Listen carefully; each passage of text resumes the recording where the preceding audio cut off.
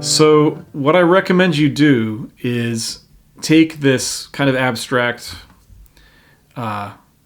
business that I've been talking about and apply it to the guitar, because the only way to really understand these things is to get it in your body by physically playing some songs that follow these rules. And I guarantee you've heard songs your entire life that use these basic rules of harmony.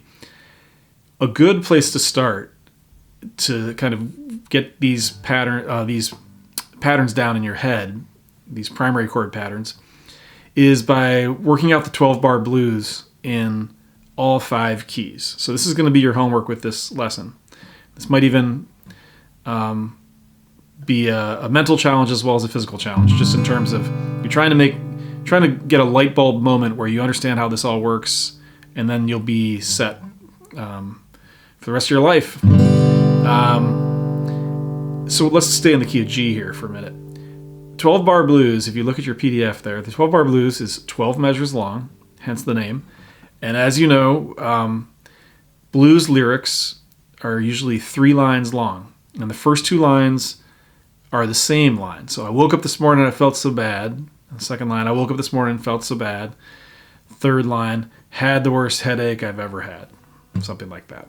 3 lines, the same rhythmic length. First 2 are the same. Third one, new line, but it rhymes with the first 2. Now in the 12-bar blues, each of those 3 lines gets 4 measures. Okay? So if you look at your PDF there, we're going to do the key of G. Now the PDF says Roman numeral 1 for 4 measures. You need to do a little bit of algebra here and plug G in for Roman numeral 1. So we're going to strum G for 4 measures.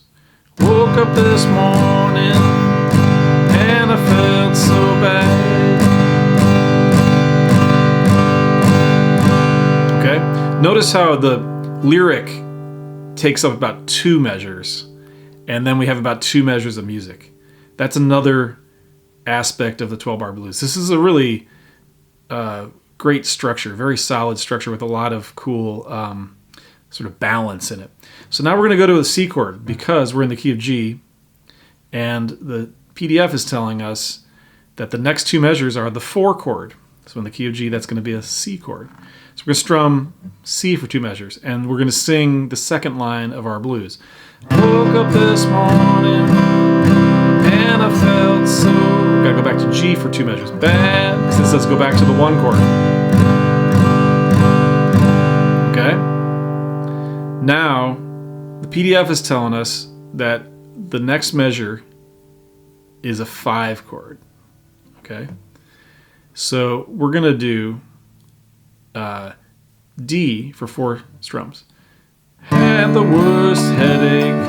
Then we're going to do C for 4 strums that I ever had. We're going to do G for the final 2 strums.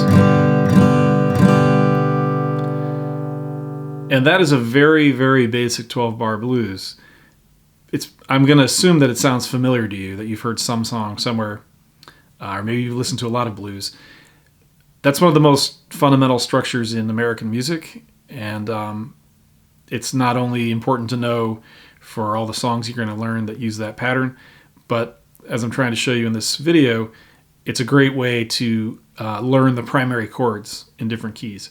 So what you want to do is you want to take the PDF that has the Roman numerals on it and says 12-bar blues, and you want to put that right next to the PDF that says primary chords, and then you want to do a little bit of math.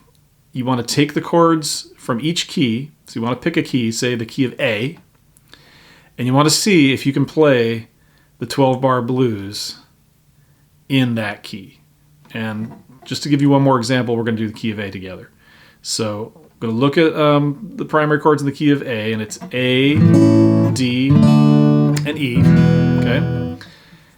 And we're going to follow the same pattern I just talked about a minute ago in the key of G. We're going to do a key of A. It says we're going to play the 1 chord, the A chord, for 4 measures. I woke up this morning and I felt so bad. We're going to go to our 4 chord, which in this case is a D chord. Woke up this morning, back to 1 chord. I felt so bad. Okay, coming up, we've got 5 chord, then 4 chord. So our 5 chord is E. Had the worst headache, go to the D chord, that I ever. Back to the A chord, the 1 chord. Head. Okay, so let's just look in the abstract at what we just did. We started off, let's say, ground level, right? And then, like I was saying, we took the listener a couple stories up in the air. Okay, took them on a little trip. Then we went back to where we started. Okay,